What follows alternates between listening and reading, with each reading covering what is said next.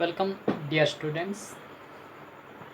I am going to explain first unit, income from house property. This is the head of income from house property. It is the head of income. There are 5 heads in income. First one is the income from salary. Already we are studied in our last sem class. Now second head, income from house property. Third one, profit and gains from business and profession. And fourth one, capital gains. And last one, fifth one, income from other sources. ಇಲ್ಲಿ ನಾವು already heads of income ಅನ್ನು ನಾವು already last ಸೆಮ್ಮಲ್ಲಿ ಕಲ್ತಿದ್ದೇವೆ. ಅದರಲ್ಲಿ first head income from salaries, ಅಂದರೆ last ಕ್ಲಾಸಲ್ಲಿ ನಾವು income from salary calculation ಮಾಡಿದ್ದೇವೆ, ಪ್ರಾಬ್ಲಮ್ ಸೊಲ್ಯೂಷನ್ ಕೂಡ ಮಾಡಿದ್ದೇವೆ. ಅದರ ಬಗ್ಗೆ ಎಕ್ಸ್ಪ್ಲನೇಷನ್ ಕೂಡ ಕ್ಲಾಸಲ್ಲಿ ಕೊಟ್ಟಿದ್ದೇವೆ. ಈಗ ಸೆಕೆಂಡ್ ಹೆಡ್ ಬಗ್ಗೆ ನಾವು ನೋಡುವಂಥದ್ದು ಇನ್ಕಮ್ ಫ್ರಮ್ ಹೌಸ್ ಪ್ರಾಪರ್ಟಿ ಅಂತ.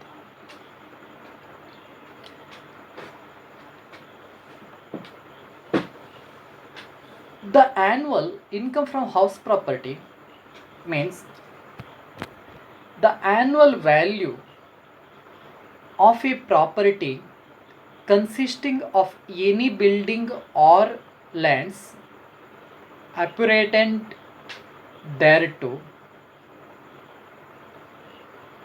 of which the assessee is the owner, is changeable to tax under the head income from house property. ಇಲ್ಲಿ under section 22 an assessee is chargeable to tax on the annual value of property. The property means consists of any building or land appurtenant thereto, enjoyed with or occupied with, attached, annexed or connected with the buildings. ಅಪಾರ್ಚುನೇಟೆಂಟ್ ಅಂತ ಹೇಳಿದರೆ ಇಲ್ಲಿ ಅದರ ಜೊತೆಗೆ land ಜೊತೆಗೆ ಇರುವಂತಹ facilities, ಸವಲತ್ತುಗಳು ಅಂತ ಹೇಳ್ತೇವೆ. ಇಲ್ಲಿ ಹೌಸ್ ಪ್ರಾಪರ್ಟಿ ಅಂತ ಹೇಳಿದರೆ annual value of A property ಅಂತ ಹೇಳ್ತೇವೆ. ಒಂದು ಪ್ರಾಪರ್ಟಿಯ ವಾರ್ಷಿಕ ಮೌಲ್ಯ ಅಥವಾ ಮೊತ್ತ ಅಂತ ಹೇಳ್ತೇವೆ. ಹಾಗಿದ್ರೆ ಪ್ರಾಪರ್ಟಿ ಅಂತ ಹೇಳಿದರೆ ಏನು ಅಂದರೆ ಬಿಲ್ಡಿಂಗ್ಸ್ ಅಥವಾ ಲ್ಯಾಂಡ್ಸ್ ಏನಿದೆ, ಆ ಲ್ಯಾಂಡಿಗೆ ಸಂಬಂಧಪಟ್ಟಂತಹ ಕೆಲವೊಂದು ಸವಲತ್ತುಗಳು ಇರುವಂಥದ್ದು, ಅದರಿಂದ ಬಂದಿರುವಂತಹ ಇನ್ಕಮ್, ಅದನ್ನು ನಾವು under the head income from house property ಅಂತ ಹೇಳ್ತೇವೆ. ಅಲ್ಲಿ ನೋಡಿ, ಪ್ರಾಪರ್ಟಿ ಅಂತ ಹೇಳಿದರೆ ಕೆಳಗೆ ಸೆಕೆಂಡ್ ಪಾಯಿಂಟ್ ಅನ್ನು ನೋಡ್ಕೊಳ್ಳಿ. ಈ ಇನ್ಕಮ್ ಫ್ರಮ್ ಹೌಸ್ ಪ್ರಾಪರ್ಟಿಯಿಂದ ಬಂದಿರುವಂತಹ ಇನ್ಕಮ್ಗಳು ಏನಿದೆ, there are 2 types. One is the LOP and another one is the SOP ಅಂತ ಹೇಳ್ತೇವೆ. What is LOP? LOP means let out property. SOP means self occupied property. let out property ಅಂತ ಹೇಳಿದರೆ ಅಥವಾ LOP ಅಂತ ಹೇಳಿದರೆ ಬಾಡಿಗೆಗೆ ಕೊಟ್ಟಂತಹ ಪ್ರಾಪರ್ಟಿ, ಆಸ್ತಿ ಅಂತ ಹೇಳ್ತೇವೆ. SOP ಅಂತ ಹೇಳಿದರೆ ಸೆಲ್ಫ್, ಸ್ವಂತವಾಗಿ ನಾವು ಇಟ್ಟುಕೊಂಡಿರುವಂತಹ, ಸ್ವಂತಕ್ಕೆ ಯೂಸ್ ಮಾಡುವಂತಹ ಪ್ರಾಪರ್ಟಿ ಅಂತ ಹೇಳ್ತೇವೆ.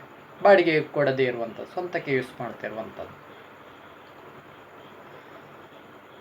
ಇಲ್ಲಿ ನೋಡ್ಕೊಳ್ಳಿ, if the property is let out on rental basis. ಯಾವ ರೀತಿ ನಾವು ಕೊಡ್ತಾ ಇದ್ದೇವೆ ಪ್ರಾಪರ್ಟಿಯನ್ನು ಅಂದರೆ on let out on rental basis, ಅಂದರೆ ಬಾಡಿಗೆ ರೂಪದಲ್ಲಿ. Then income earned from such property is called as income from let out property. LOP, let out property ಅಂತಕ್ಕೆ ಶಾರ್ಟ್ ಫಾರ್ಮಲ್ಲಿ LOP ಅಂತ ಹೇಳ್ತೇವೆ, ಲೆಟ್ ಔಟ್ ಪ್ರಾಪರ್ಟಿ ಅಂತ. ನಾವು ಯಾವುದೇ ಒಂದು ಪ್ರಾಪರ್ಟಿಯನ್ನು ಬಾಡಿಗೆಗೆ ರೆಂಟಲ್ ಬೇಸಿಸಲ್ಲಿ ಕೊಟ್ಟಿದ್ದರೆ ಅದನ್ನು ನಾವು LOP ಅಂತ ಹೇಳ್ತೇವೆ. If the property is used for his own residential purpose, ಅಂದರೆ ಅವನ ಸ್ವಂತಕ್ಕೆ ಉಪಯೋಗಿಸಿದರೆ, ಆ ಪ್ರಾಪರ್ಟಿಯನ್ನು ಅವನ ಸ್ವಂತಕ್ಕೆ ಉಪಯೋಗಿಸಿದರೆ ಆಗ ಅದನ್ನು ನಾವು then it is called as self occupied property ಅಂತ ಹೇಳ್ತೇವೆ. ಅಂದರೆ ಅವನ ಸ್ವಂತಕ್ಕೆ ಯೂಸ್ ಮಾಡಿರುವಂಥ ಪ್ರಾಪರ್ಟಿ ಅಂತ ಹೇಳ್ತೇವೆ. So next see the important concepts. ಅದರಲ್ಲಿ ಮುಖ್ಯವಾಗಿರುವಂತಹ ಇಂಪಾರ್ಟೆಂಟ್ ಕಾನ್ಸೆಪ್ಟ್ಗಳು ಯಾವುವು ಅಂತ ನೋಡಿದರೆ, ನಾವು ಅಲ್ಲಿ ಇಂಪಾರ್ಟೆಂಟ್ ಕಾನ್ಸೆಪ್ಟ್ಗಳು, first one gross annual value ಅಂತ ಹೇಳಿದರೆ ಏನು ಅಂತ ನೋಡಬೇಕು. ಅಂದರೆ ಗ್ರಾಸ್ ಆ್ಯನ್ಯುವಲ್ ವ್ಯಾಲ್ಯೂ ಅಂತ ಹೇಳ್ತೇವೆ. ಬಿಫೋರ್ ಡಿಡಕ್ಷನ್, ಅಂದರೆ ನಾವು ಡಿಡಕ್ಷನ್ ಮಾಡೋದಕ್ಕಿಂತ ಮೊದಲು ಬಂದಿರುವಂತಹ value, which comes before deduction, that is called gross annual value. ಯಾವುದು ನಾವು ಡಿಡಕ್ಷನ್ ಮಾಡೋದಕ್ಕಿಂತ ಬಂದಿರ್ತದ ಒಂದು ಮೊತ್ತ ಅಥವಾ ವ್ಯಾಲ್ಯೂ, ಅದನ್ನು ನಾವು ಏನು ಹೇಳ್ತೇವೆ, ಗ್ರಾಸ್ ಆ್ಯನ್ಯುವಲ್ ವ್ಯಾಲ್ಯೂ, ಅಥವಾ ಅದನ್ನು ಶಾರ್ಟ್ ಫಾರ್ಮ್ ಆಗಿ GAV ಅಂತ ಹೇಳ್ತೇವೆ. GAV, ಗ್ರಾಸ್ ಆ್ಯನ್ಯುವಲ್ ವ್ಯಾಲ್ಯೂ ಅಂತ. ಈ ಗ್ರಾಸ್ ಆ್ಯನ್ಯುವಲ್ ವ್ಯಾಲ್ಯೂ ಬರಬೇಕಿದ್ರೆ ಏನು ಮಾಡಬೇಕು ಅಂದರೆ, ಅಲ್ಲಿ ಮುನ್ಸಿಪಾಲ್ ವ್ಯಾಲ್ಯೂ ಇದೆ, ಫೇರ್ ರೆಂಟ್ ಇದೆ, ಆ್ಯಕ್ಚುಯಲ್ ರೆಂಟ್ ಇದೆ, ಸ್ಟ್ಯಾಂಡರ್ಡ್ ರೆಂಟ್ ಇದೆ. ಹಾಗಂದ್ರೆ ಏನು ಅಂತ ನೋಡಿಕೊಳ್ಬೇಕು. ಅದಕ್ಕಿಂತ ಮೊದಲು ಗ್ರಾಸ್ ಆ್ಯನ್ಯುವಲ್ ವ್ಯಾಲ್ಯೂ ಅಂತ ಹೇಳಿದರೆ ಏನು ಅಂತ ಎಕ್ಸ್ಪ್ಲೇನ್ ಮಾಡಿ. Gross annual value is the value which is the higher among municipal value, fair rental and the actual rent, whichever is higher.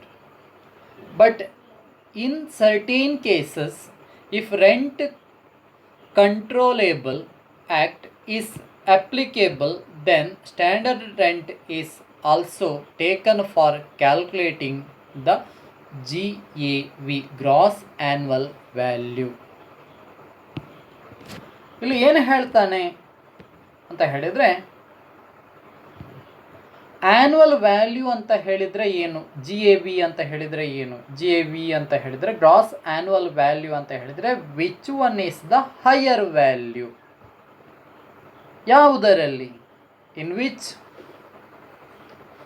ಅಂತ ಕೇಳಿದರೆ municipal value, fair rent and actual rent, ಈ ಮೂರರಲ್ಲಿ municipal value ಏನಿದೆ, fair rent ಏನಿದೆ ಮತ್ತು actual rent ಏನಿದೆ, ಇದರಲ್ಲಿ higher value ಏನಿದೆಯೋ ಅದನ್ನೇ ನಾವು ಗ್ರಾಸ್ ಆ್ಯನ್ಯುವಲ್ ವ್ಯಾಲ್ಯೂ ಅಂತ ಹೇಳ್ತೇವೆ. ಇನ್ ಸರ್ಟೈನ್ ಕೇಸಸ್, ಇನ್ನು ಕೆಲವೊಂದು ಸಂದರ್ಭಗಳಲ್ಲಿ ಏನಾಗ್ತದೆ ಅಂತ ಹೇಳಿದರೆ, in a certain cases if rent controllable act is applicable, then standard rent is taken for calculating the GAV. ಕೆಲವೊಂದು ಕೇಸ್ಗಳಲ್ಲಿ ನಾವು ಏನು ಮಾಡಬೇಕು ಅಂತ ಹೇಳಿದರೆ, ರೆಂಟ್ ಕಂಟ್ರೋಲೇಬಲ್ ಆ್ಯಕ್ಟ್ ಇದ್ದರೆ ಅಂತಹ ಸಂದರ್ಭಗಳಲ್ಲಿ ನಾವು ಏನು ಮಾಡಬೇಕು ಅಂತ ಹೇಳಿದರೆ ಸ್ಟ್ಯಾಂಡರ್ಡ್ ರೆಂಟನ್ನು ಅಲ್ಲಿ ತೆಗೊಳ್ಬೇಕಾಗ್ತದೆ. ಸ್ಟ್ಯಾಂಡರ್ಡ್ ರೆಂಟನ್ನು ನಾವು ಕ್ಯಾಲ್ಕುಲೇಷನ್ಗೆ ತೆಗೊಳ್ಬೇಕಾಗ್ತದೆ ಅಂತ. 1 by 1 ನಾನು ಹೇಳ್ತೇನೆ ಈಗ. ಹಾಗಿದ್ರೆ ಗಮನಿಸಿಕೊಳ್ಳಿ ಈ ಪಾಯಿಂಟನ್ನು, ಹೇಳಿ ನೋಡ್ಕೊಳ್ಳಿ. What is municipal value? Municipal value ಅಂತ ಹೇಳಿದರೆ ಏನು ಅಂತ ನೋಡುವ. ಈಗ ಮುನ್ಸಿಪಾಲ್ ವ್ಯಾಲ್ಯೂ ಅಂತ ಹೇಳಿದ್ರೇನು, ಫೇರ್ ರೆಂಟ್ ಅಂತ ಹೇಳಿದ್ರೇನು, ಸ್ಟ್ಯಾಂಡರ್ಡ್ ರೆಂಟ್ ಅಂತ ಹೇಳಿದ್ರೇನು, ಆ್ಯಕ್ಚುಯಲ್ ರೆಂಟ್ ರಿಸೀವ್ಡ್ ಅಂತ ಹೇಳಿದ್ರೇನು, ಅನ್ರಿಯಲೈಸ್ಡ್ ರೆಂಟ್ ಅಂತ ಹೇಳಿದರೆ ಏನು? First one, municipal value.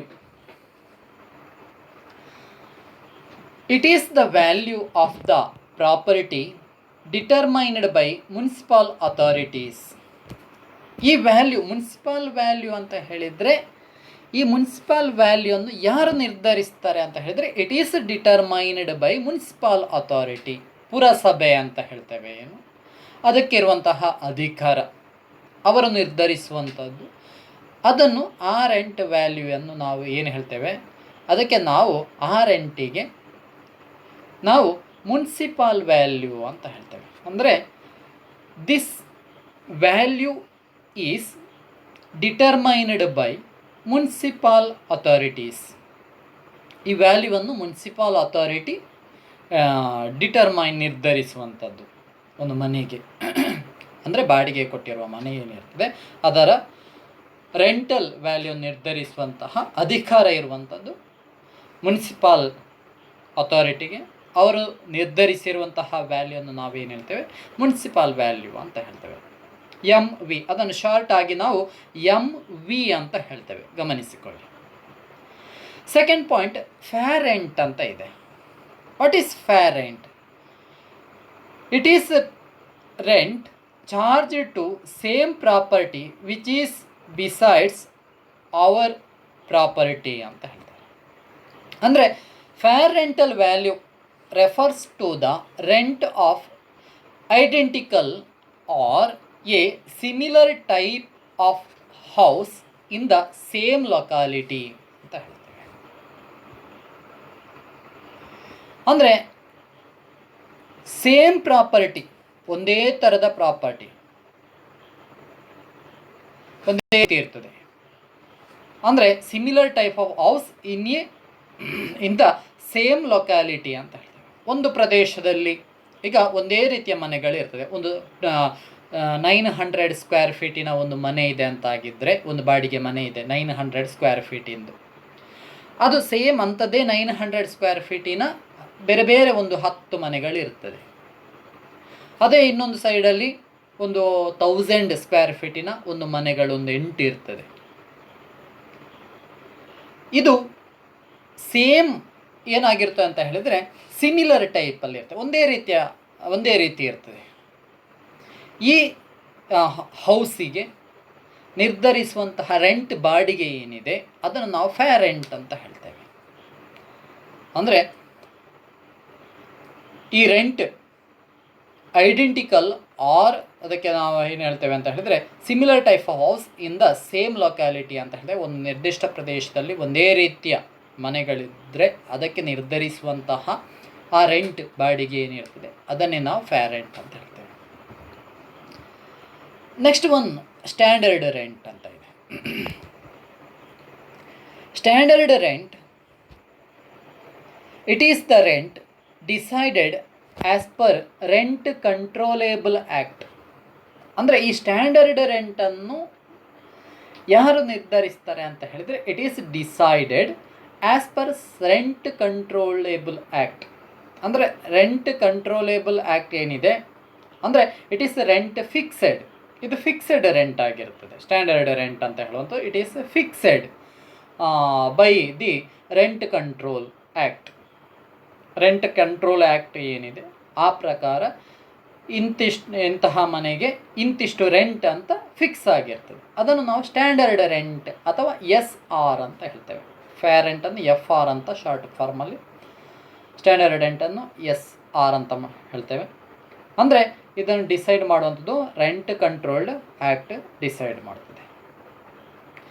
Another one actual rent. Actual rent ಅಥವಾ AR ಅಂತ ಹೇಳ್ತೇವೆ. Actual rent. Actual rent received means it is the amount of rent which is actually received by the landlord. ಒಬ್ಬ ಲ್ಯಾಂಡ್ ಲಾರ್ಡಿಂದ ಅಥವಾ where the house property is let out, the rent actually received R receivable during the previous year is actual rent. ಅಂದರೆ ನಿಜವಾದ rent ಅಂತ ಹೇಳ್ತೇವೆ, actual rent. ಹಾಗಂತ ಹೇಳಿದರೆ ದ ಅಮೌಂಟ್ ಆಫ್ ರೆಂಟ್, ಬಾಡಿಗೆ ಅಮೌಂಟ್ ಏನಿದೆ ಅದನ್ನು ಆ್ಯಕ್ಚುಲಿ ರಿಸೀವ್ಡ್ ಆರ್ ರಿಸೀವೇಬಲ್, ನಾವು ರಿಸೀವ್ ಮಾಡುವಂಥದ್ದು ಏನಿದೆ ಅಥವಾ ಆಲ್ರೆಡಿ ಮಾಡಿರುವಂಥದ್ದು ಏನಿದೆ ರೆಂಟನ್ನು, ಯಾರಿಂದ? By the land lord. ನಾವು ಯಾರಿಗೆ ಕೊಟ್ಟಿರ್ತೇವೆ ಹೌಸ್ ಬಾಡಿಗೆಗೆ, ಅವರಿಂದ ನಾವು ರೆಂಟನ್ನು ನಿಜವಾಗಿ ರಿಸೀವ್ ಮಾಡಿದ್ದು ಏನಿದೆ ಅಥವಾ ಮಾಡಬೇಕಾಗಿರುವಂಥದ್ದು ಏನಿದೆ ಆ ರೆಂಟನ್ನೇ ನಾವು ಆ್ಯಕ್ಚುಯಲ್ ರೆಂಟ್ ಅಂತ ಹೇಳ್ತೇವೆ. Last one unrealized rent. What is unrealized rent? It is that amount of rent which is not yet realized or recovered. Realized means it is not recovered ಅಂತ ಅರ್ಥ. ಅಂದರೆ ಇಲ್ಲಿ ನಾವು ಗಮನಿಸಬೇಕಾಗಿರುವಂಥದ್ದು ಏನು ಅಂತ ಹೇಳಿದ್ರೆ, ನಾವು ಇನ್ನೂ ಕೂಡ ಅದನ್ನು ರಿಕವರ್ ಮಾಡಿಲ್ಲ ಅಂತ ಅರ್ಥ. ಅಂದರೆ ಅನ್ರಿಕವರ್ಡ್ ಅಂತ ಅರ್ಥ. ನಾವು ಆ ರೆಂಟನ್ನು ರಿಸೀವ್ ಮಾಡಿಲ್ಲ ಅಂತ ಅರ್ಥ. Rent of some months could not be recovered. ನಾವು ಅದನ್ನು ರಿಕವರ್ ಮಾಡಿಲ್ಲ ಅಥವಾ ರಿಸೀವ್ ಮಾಡಿಲ್ಲ. ನಾವೀಗ ರೆಂಟ್ ರಿಸೀವ್ ಮಾಡದೇ ಇದ್ದಂಥದ್ದು ಏನಿದೆ, ನಾವು ಹಿಂದಿನ ಈಗ ಫಾರ್ ಎಕ್ಸಾಂಪಲ್ ಒಂದು 3, 4, 6 ಮಂತ್ಸಿಂದ ನಾವು ರೆಂಟನ್ನು ಅವರಿಂದ ರಿಸೀವ್ ಮಾಡಿಲ್ಲ, ಅದನ್ನು ನಾವು ಅನ್ರಿಯಲೈಸ್ಡ್ ರೆಂಟ್ ಅಂತ ಹೇಳ್ತೇವೆ. ಅಂದರೆ ಇಲ್ಲಿ ಅನ್ರಿಯಲೈಸ್ಡ್ ರೆಂಟ್ ಅಂತ ಆಗಿದ್ದರೆ ಅದಕ್ಕೆ ಕಾರಣ ಏನು ಅಂತ ಹೇಳಿದರೆ ವೇಕೆನ್ಸಿ ಪೀರಿಯಡ್ ಲಾಸ್ ಅಂತ ಹೇಳ್ತೇವೆ ನಾವು ಅದನ್ನು. ವೇಕೆನ್ಸಿ ಪೀರಿಯಡ್ ಲಾಸ್ ಅಂತ ಹೇಳಿದರೆ ಫಾರ್ ಎಕ್ಸಾಂಪಲ್ ಒಬ್ಬ 5 ಮಂತ್ಸ್ 6 ಮಂತ್ಸ್ ಬಾಡಿಗೆ ಮನೆಯಲ್ಲಿ ಇರ್ತಾನೆ. ಇನ್ನೆಲ್ಲೋ ಅವನಿಗೆ ಜಾಬ್ ಬೇರೆ ಕಡೆ ಶಿಫ್ಟ್ ಆಯಿತು ಅಥವಾ ಟ್ರಾನ್ಸ್ಫರ್ ಆಯಿತು. ಆಗ ಏನು ಮಾಡ್ತಾನೆ, ಆ ಮನೆಯನ್ನು ಬಿಟ್ಟು ಬೇರೆ ಕಡೆ ಹೋಗ್ತಾನೆ ಆ ಬಾಡಿಗೆ ಮನೆ. ಆಗ ಅಲ್ಲಿ ಏನಿದೆ, ಮತ್ತೆ ಯಾರು ಬರುವುದಿಲ್ಲ ಆ ಮನೆಗೆ. 1, 2, 3 ತಿಂಗಳು ಆ ಮನೆ ಹಾಗೆ ಖಾಲಿ ಇರ್ತದೆ, ವೇಕೆಂಟ್ ಇರ್ತದೆ ಆ ಮನೆ. ಸೊ ಹಾಗಾಗಿ ಆ ವೇಕೆಂಟ್ ಪೀರಿಯಡಲ್ಲಿ ಅವ ಹಣವನ್ನು ರಿಸೀವ್ ಮಾಡಿರುವುದಿಲ್ಲ. ಅದನ್ನು ವೇಕೆಂಟ್ ಪೀರಿಯಡ್ ಲಾಸ್ ಅಂತಲೂ ಕೂಡ ಹೇಳ್ತೇವೆ. ಅಥವಾ ನಾವು ಅಲ್ಲಿ ರೆಂಟ್ ರಿಸೀವ್ ಮಾಡದೇ ಇರುವಂಥದ್ದು ಅಥವಾ ಅವನಿಂದ ನಾವು ರಿಸೀವ್ ಮಾಡದೇ ಇರುವಂಥದ್ದು ಕೂಡ ಇರಬಹುದು. ಇದಕ್ಕೆ ನಾವು ಅನ್ರಿಯಲೈಸ್ಡ್ ರೆಂಟ್ ಅಂತ ಹೇಳ್ತೇವೆ. ಇಷ್ಟು ಈಗ ಗೊತ್ತಾಯಿತು. ಹಾಗಿದ್ರೆ ಮುನ್ಸಿಪಾಲ್ ವ್ಯಾಲ್ಯೂ ಅಂದರೆ ಏನು, ಫೇರ್ ರೆಂಟ್ ಅಂತ ಹೇಳಿದರೆ ಏನು, ಸ್ಟ್ಯಾಂಡರ್ಡ್ ರೆಂಟ್ ಅಂತ ಹೇಳಿದರೆ ಏನು, ಆ್ಯಕ್ಚುಯಲ್ ರೆಂಟ್ ಅಂತ ಹೇಳಿದರೆ ಏನು, ಅನ್ರಿಯಲೈಸ್ಡ್ ರೆಂಟ್ ಅಥವಾ ಅನ್ರಿಕವರ್ಡ್ ರೆಂಟ್ ಅಂತ ಹೇಳಿದರೆ ಏನು ಅಂತ ಗೊತ್ತಾಯಿತು. ಸೊ ಈಗ GAV ಅಂತ ಹೇಳಿದರೆ ನಾವು ಈ ಬೇಸಲ್ಲಿ ಕ್ಯಾಲ್ಕುಲೇಷನ್ ಮಾಡುವುದು. ಅಂದರೆ ಹೇಗೆ ಕ್ಯಾಲ್ಕುಲೇಷನ್ ಮಾಡ್ತೇವೆ? ಗ್ರಾಸ್ ಆ್ಯನ್ಯುವಲ್ ವ್ಯಾಲ್ಯೂ ಅನ್ನು ಅಂತ ಹೇಳಿದರೆ ನಾವು ಫಸ್ಟಿಗೆ ಮುನ್ಸಿಪಾಲ್ ವ್ಯಾಲ್ಯೂ ಅನ್ನು ತಗೊಳ್ತೇವೆ. ಮುನ್ಸಿಪಾಲ್ ವ್ಯಾಲ್ಯೂ, ಫೇರ್ ರೆಂಟ್ ಮತ್ತು ಆ್ಯಕ್ಚುಯಲ್ ರೆಂಟ್, ಈ ಮೂರನ್ನು ತಗೊಳ್ತೇವೆ ಒಮ್ಮೆಲೆ. ಈ ಮೂರನ್ನು ತಗೊಂಡು which ever is the higher, municipal value ಎಷ್ಟಿದೆ, ಫೇರ್ ರೆಂಟ್ ಎಷ್ಟಿದೆ, ಆ್ಯಕ್ಚುಯಲ್ ರೆಂಟ್ ಎಷ್ಟಿದೆ, ಅದರಲ್ಲಿ ಹೈಯೆಸ್ಟ್ ಯಾವುದಿದೆಯಾ ಅದನ್ನು ನಾವು ಕನ್ಸಿಡರ್ ಮಾಡ್ತೇವೆ.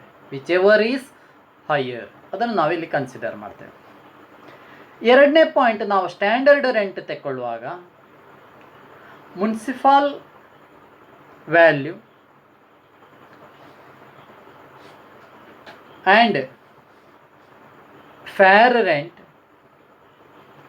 ಸ್ಟ್ಯಾಂಡರ್ಡ್ ರೆಂಟ್, ಆ್ಯಕ್ಚುಯಲ್ ರೆಂಟ್ ಇಷ್ಟನ್ನು ಗಮನಿಸಬೇಕಾಗ್ತದೆ ನಾವು. ಅಲ್ಲಿ annual municipal value and fair rent whichever is more, ಅದರಲ್ಲಿ ಯಾವುದು ಹೆಚ್ಚಿದೆ ಅದನ್ನು ತಗೊಳ್ಬೇಕು. ಅಂದರೆ ಮುನ್ಸಿಪಲ್ ವ್ಯಾಲ್ಯೂ ಇದೆ ಜಾಸ್ತಿ ಅಥವಾ ಫೇರ್ ರೆಂಟ್ ಇದೆ ಅಥವಾ ಯಾವುದಿದೆ ಅಂತ ಗಮನಿಸ್ಕೊಳ್ಬೇಕಾಗ್ತದೆ ನಾವು. ಅಲ್ಲಿ ನಿಮಗೊಂದು ನೋಟ್ಸ್ ಕಳಿಸಿದೆ ನಾನು, PDF ಫೈಲ್ ಮಾಡಿ ಅಥವಾ ಏನೋ ನೋಟ್ಸ್ ಒಂದು ಕಳಿಸಿದ್ದೇನೆ. ಅದರಲ್ಲಿ 4th ಪೇಜ್ ನೋಟ್ಸ್ ನೋಡ್ಕೊಳ್ಳಿ. Computation of gross annual value ಅಂತ ಇದೆ. ಅಲ್ಲಿ ಕ್ಲಿಯರ್ ಆಗಿ ಇದೆ, ಗಮನಿಸ್ಕೊಳ್ಳಿ, ಆ ನೋಟ್ಸನ್ನು ಇಟ್ಕೊಳ್ಳಿ. First step, second step, third step ಹೇಗೆ ಸೊಲ್ಯೂಷನ್ ಮಾಡುವುದು, how to solve the problem or how to calculate the gross annual value or computation of gross annual value. ನಾವು ಹೇಗೆ ಗ್ರಾಸ್ ಆ್ಯನ್ಯುವಲ್ ವ್ಯಾಲ್ಯೂವನ್ನು ಫೈಂಡ್ ಔಟ್ ಮಾಡಬೇಕು. First step, municipal value and fair rent whichever is more, ಅದರಲ್ಲಿ ಯಾವುದು ಜಾಸ್ತಿ ಇದೆ ಅದನ್ನು ತಗೊಳ್ಬೇಕು. ಎರಡನೇ ಸ್ಟೆಪ್ಗೆ ಬರುವಾಗ second step, answer of the first step ಅಂದರೆ municipal value and fair rent whichever is the higher, ಅದನ್ನು ನಾವು ಅಲ್ಲಿ ತಗೊಳ್ತೇವೆ ಸೆಕೆಂಡ್ ಸ್ಟೆಪ್ಪಲ್ಲಿ. Whichever is the higher value or standard rent whichever is less. ನಾವು ಫಸ್ಟಿಗೆ ತಗೊಂಡ higher value ಏನಿದೆ ಅದನ್ನು ನಾವು ಸ್ಟ್ಯಾಂಡರ್ಡ್ ರೆಂಟ್ ಜೊತೆಗೆ ಕಂಪೇರ್ ಮಾಡಬೇಕು. We should compare with the standard rent whichever is the less, ಅಲ್ಲಿ ಯಾವುದು ಕಡಿಮೆ ಇದೆ ಅದನ್ನು ತಗೊಳ್ಬೇಕು. ನೆಕ್ಸ್ಟ್ ಥರ್ಡ್ ಸ್ಟೆಪ್ಗೆ expected rent. Expected rent means here expected rent means it is equal to the second step whichever is less. Gross annual value means it is the gross annual value, GAV ಅಂತ ಹೇಳ್ತೇವೆ. ಅಂದರೆ municipal value and fair rent whichever is more ಏನಿದೆ ಅದರಿಂದ standard ರೆಂಟನ್ನು deduct ಮಾಡಿದರೆ ನಮಗೆ ಸಿಗುವಂಥದ್ದು gross annual value ಅಂತ ಹೇಳ್ತೇವೆ, GAV. ಅಥವಾ ಅದೇ ಗ್ರಾಸ್ ಆ್ಯನ್ಯುವಲ್ ವ್ಯಾಲ್ಯೂವನ್ನು ನಾವು ಎಕ್ಸ್ಪೆಕ್ಟೆಡ್ ರೆಂಟ್ ಅಂತ ಹೇಳ್ತೇವೆ. Expected rent GAV or expected rent. Expected rent and actual rent received whichever is more. Gross annual value third ಸ್ಟೆಪ್ಗೆ ನಾವು ಬರಬೇಕು. ಅಂದರೆ ಅಲ್ಲಿ ಆ್ಯಕ್ಚುಯಲ್ ರೆಂಟ್ ಕೊಟ್ಟಿದ್ದರೆ, ರೆಂಟ್ ರಿಸೀವ್ಡ್ ಕೊಟ್ಟಿದ್ದರೆ, ಆಗ ನಾವು ಗ್ರಾಸ್ ಆ್ಯನ್ಯುವಲ್ ವ್ಯಾಲ್ಯೂ ಏನಿದೆ ಅಥವಾ ಎಕ್ಸ್ಪೆಕ್ಟೆಡ್ ರೆಂಟ್ ಏನಿದೆ ಆ expected rent or actual rent whichever is more, the final answer will be the gross annual value ಆಗಿರ್ತದೆ. ಇದಿಷ್ಟು 3 ಸ್ಟೆಪ್ಗಳು ಕ್ಯಾಲ್ಕುಲೇಷನ್ ಮಾಡುವಂಥದ್ದು. ಆಲ್ರೆಡಿ ನೋಟ್ಸ್ ಸೆಂಡ್ ಮಾಡಿದ್ದೇನೆ, ಸರಿ ನೋಡ್ಕೊಳ್ಳಿ ಆ ನೋಟ್ಸನ್ನು ಹೇಗೆ ಅಂತ ನೋಡಿ. ಇಲ್ಲಿ ಕೂಡ ಒಂದು ಫಾರ್ಮ್ಯಾಟ್ ನೋಡ್ಕೊಳ್ಳಿ, ಅಲ್ಲಿ ಡಿಸ್ಪ್ಲೇ ಆಗ್ತಾ ಇದೆ ಫಾರ್ಮ್ಯಾಟ್, ಆ ಡಿಸ್ಪ್ಲೇಯನ್ನು ಗಮನಿಸ್ಕೊಳ್ಳಿ. Format of income from house property, gross annual value, municipal value, fair rent, actual rent higher, less municipal taxes paid owner during previous year, less net annual value ಅಂತ ಇದೆ. ಅಂದರೆ ಇದನ್ನು ಡಿಡಕ್ಟ್ ಮಾಡಿದಾಗ ನಮಗೆ ನೆಟ್ ಆ್ಯನ್ಯುವಲ್ ವ್ಯಾಲ್ಯೂ ಸಿಗ್ತದೆ ಅಂತ ಹೇಳಿದ್ದಾನೆ, municipal tax paid deduct ಮಾಡಿದಾಗ. ನೆಕ್ಸ್ಟ್ ಅಲ್ಲಿ ಲೆಸ್ ಡಿಡಕ್ಷನ್ ಇದೆ under section 24, standard deduction at 30% of NAV. ಅಲ್ಲಿ 30% ಏನಾಗಿರ್ತದೆ ಅಂತ ಹೇಳಿದರೆ ನಾವು 30% NAV ಅಥವಾ ನೆಟ್ ಆ್ಯನ್ಯುವಲ್ ವ್ಯಾಲ್ಯೂ ಮೇಲೆ ಕ್ಯಾಲ್ಕುಲೇಷನ್ ಮಾಡಬೇಕಾಗ್ತದೆ. ಇದಿಷ್ಟು ನೀವು ಥಿಯರಿಯನ್ನು ತಿಳ್ಕೊಳ್ಬೇಕು. ಫಾರ್ ಎಕ್ಸಾಂಪಲ್ ನೋಡ್ಕೊಳ್ಳಿ, ಒಂದು ಎಕ್ಸಾಂಪಲ್ ಕೊಟ್ಟಿದ್ದೇನೆ. ಅಲ್ಲಿ ಎಕ್ಸಾಂಪಲಲ್ಲಿ ಏನಿದೆ ಅಂತ ಹೇಳಿದರೆ, deemed to be let out property deemed to be let out property ಅಂತ ಇದೆ. Deemed means assumed to be let out property. ಅಂದರೆ ಬಾಡಿಗೆ ಕೊಟ್ಟಂತಹ ಪ್ರಾಪರ್ಟಿ ಅಂತ ನಾವು ಅಸ್ಯೂಮ್ ಮಾಡ್ಕೊಳ್ಬೇಕು ಅಂತ. One point you remember that when there is a more than two properties,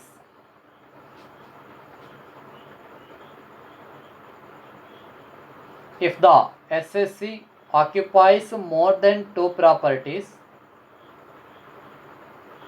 and they are self-occupied, then as per latest amendment, any two house will be called as occupied property, whereas the other properties will be treated as deemed to be let out property, DLOP or LOP, let out.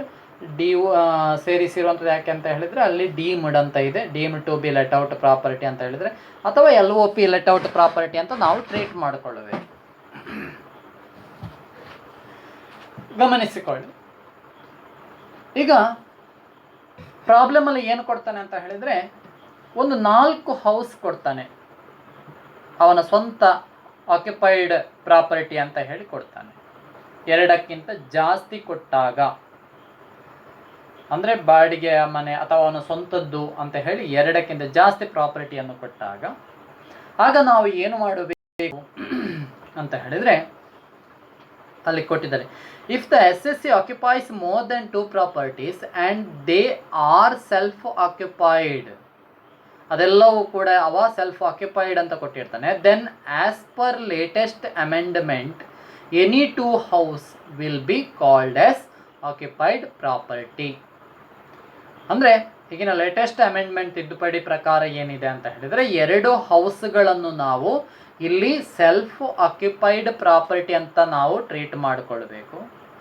2 ಪ್ರಾಪರ್ಟಿಗಿಂತ ಜಾಸ್ತಿ property ಕೊಟ್ಟಿದ್ರೆ ಆಗ 2 ಪ್ರಾಪರ್ಟಿಗಳು ಏನಿದೆ, 2 ಪ್ರಾಪರ್ಟಿಗಳನ್ನು ಅಥವಾ 2 ಹೌಸ್ಗಳನ್ನು, 2 ಮನೆಯನ್ನು ನಾವು ಏನು ಮಾಡಿಕೊಳ್ಬೇಕು ಅಂತ ಹೇಳಿದರೆ, ಅದನ್ನು ನಾವು ಸೆಲ್ಫ್ ಆಕ್ಯುಪೈಡ್ ಪ್ರಾಪರ್ಟಿ ಅಂತ ನಾವು ಟ್ರೀಟ್ ಮಾಡಿಕೊಳ್ಬೇಕು.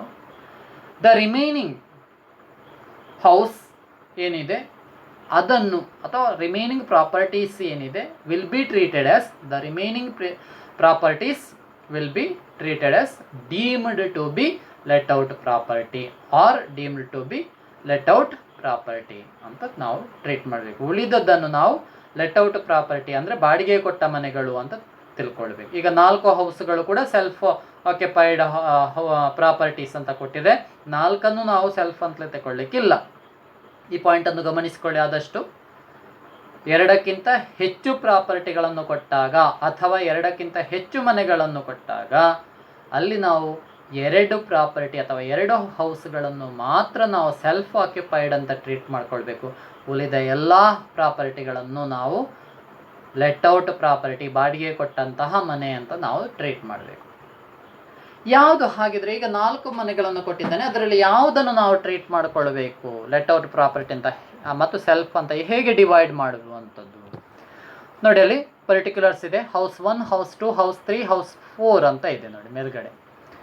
ಅಲ್ಲಿ ನೆಕ್ಸ್ಟ್ ನೋಡಿ, municipal value 5 lakhs, 4 lakhs, 6 lakhs, 7 lakhs ಇದೆ. ನೆಕ್ಸ್ಟ್ ಫೇರ್ ರೆಂಟ್ ಇದೆ 4,50,000, 3 lakhs, 4,75,000 ಆ್ಯಂಡ್ 5 lakhs ಇದೆ. Next gross annual value whichever is higher, ಅಂದರೆ ನಾನು ಆಗಲೇ ಹೇಳಿದೆ ಗ್ರಾಸ್ ಆ್ಯನ್ಯುವಲ್ ವ್ಯಾಲ್ಯೂಯನ್ನು ಫೈಂಡ್ ಔಟ್ ಮಾಡೋದು ಹೇಗೆ ಅಂತ ಹೇಳಿದರೆ, ಮುನ್ಸಿಪಲ್ ವ್ಯಾಲ್ಯೂ ಕೊಟ್ಟಾಗ ಮತ್ತು ಫೇರ್ ರೆಂಟ್ ಕೊಟ್ಟಾಗ ಅದರಲ್ಲಿ ಯಾವ ವ್ಯಾಲ್ಯೂ ಹೈಯೆಸ್ಟ್ ಇದೆಯಾ, which ever is the higher, that is treated to be gross annual value ಅಂತ. ಸೊ ಆಗ ಈಗ ಎಲ್ಲವನ್ನು ಕಂಪೇರ್ ಮಾಡ್ಕೊಳ್ಳಿ. ಫಸ್ಟ್ ಹೌಸ್ ನೋಡಿ, 5 lakh ಮುನ್ಸಿಪಲ್ ವ್ಯಾಲ್ಯೂ 5 lakhs ಇದೆ, ಫೇರ್ ರೆಂಟ್ 4,50,000 ಇದೆ. Which ever is the higher value, ಅದರಲ್ಲಿ ಹೈಯರ್ ವ್ಯಾಲ್ಯೂ ಯಾವುದು, 5 lakh. ಸೊ ಕೆಳಗೆ ಬರೆದಿದೆ ನೋಡಿ, GAV 5 lakhs ಅಂತ ಇದೆ. ನೆಕ್ಸ್ಟ್ ಸೆಕೆಂಡ್ ಹೌಸ್ಗೆ ಬನ್ನಿ, 4 lakhs ಆ್ಯಂಡ್ 3 lakhs ಇದೆ. Which ever is the higher, municipal value is the higher value, so therefore gross annual value is 4 lakhs.